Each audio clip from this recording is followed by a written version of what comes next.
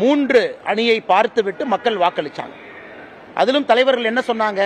நாங்கள் பிஜேபியோட இப்ப இல்ல, இதுவரை வராத ஓட்டுகள் எங்களுக்கு வரும். இத்தனை காலமாக நிர்பந்திக்கப்பட்டு பிஜேபி அரசு கொண்டு வந்த சில சட்டங்களுக்கெல்லாம் நாங்கள் ஆதரவு கொடுத்தோம், இப்ப எங்களுக்கு நிர்பந்தம் இல்லைன்னு சொன்னாங்களே.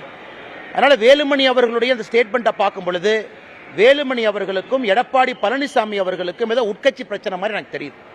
2024 தேர்தலுடைய பாடம் என்னன்னா, தமிழகத்தில் அனைத்து இந்திய அண்ணா திராவிட முன்னேற்ற கழகம் என்கின்ற தலைவர்கள் எல்லாம் மக்களால் நிராகரிக்கப்பட்டிருக்கின்றார்கள் என்பது அந்த தேர்தலுடைய செய்தியே. சந்தர்ப்பவாத அரசியல், கூட்டணியில் இருக்கும்போது ஒரு பேச்சு, கூட்டணியிலிருந்து வெளியே வந்த பிறகு ஒரு பேச்சு, எஸ்டிபிஐ போன்ற ஒரு ஃபண்டமெண்டலிஸ்ட் குரூப்புகளோடு கூட்டணி வைத்துக் கொண்டு ஒரு தேர்தலை எதிர்கொண்டால் என்ன ஆகும் என்பதை தமிழக மக்கள் அனைத்து இந்திய அண்ணா திராவிட முன்னேற்ற கழகத்தினுடைய தலைவர்களுக்கு பாடம் போட்டிருக்காங்க.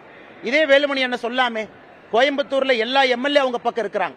அப்படி இருந்து கோயம்புத்தூருடைய 6 தொகுதியில 3 சட்டமன்ற தொகுதியில டெபாசிட் இழந்திருக்கிறாங்க. 3 சட்டமன்ற தொகுதியில அனைத்து இந்திய அண்ணா திராவிட முன்னேற்ற கழகம் டெபாசிட் இழந்திருக்கிறாங்க. இதுவரை தமிழகத்தில் ஏதாச்சும் ஒரு தேர்தலில் அனைத்து இந்திய அண்ணா திராவிட முன்னேற்ற கழகம் கோயம்புத்தூர்ல 6ல டெபாசிட் இழந்ததை பார்த்திருக்கிறோமா? அப்படி என்றால் கோயம்புத்தூர் மக்கள் அதிமுகவை நிராகரித்து விட்டார்கள். இந்த சந்தர்ப்பவாத கட்சி நமக்கு வேண்டாம் என்று முடிவு செய்திருக்கின்றார்.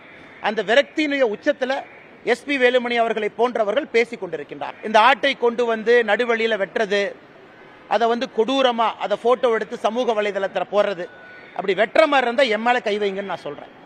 திமுக காரனுக்கு அவ்வளவு கோபம் இருந்தால் தயவு செஞ்சு இந்த வாய் பேசாத ஆட்டை விட்டுட்டு நான் கோயம்புத்தூர்ல தான் இருக்க போறேன்.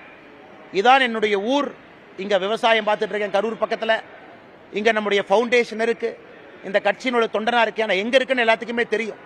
அப்படி திமுக இருக்கக்கூடிய தொண்டனுக்கு என் மீது அப்படிப்பட்ட ஒரு கோபம், அண்ணாமலையின் மீது கை வைக்க வேண்டும் என்ற ஆசை இருந்தால் என் மேல கை வைங்க. அந்த அப்பாவி ஆட்டை, வாய் பேசாத ஆட்டை நடு ரோட்ல ஏன் தரதன இழுத்துட்டு போய் தலையை வெட்டி அது கொடூரமாக அந்த ரத்தம் வெளியே வர்றதெல்லாம் படமாக எடுத்து எதுக்கு சித்தரிச்சு சமூக வலைதளத்தில் போடுறீங்க? இதெல்லாம் தேவையில்லாத வேலை. இங்க தானே இருக்க போறேன், எங்க நான் போறேன்? அந்த கை என் மேல வைங்கன்னு நான் சொல்றேன்.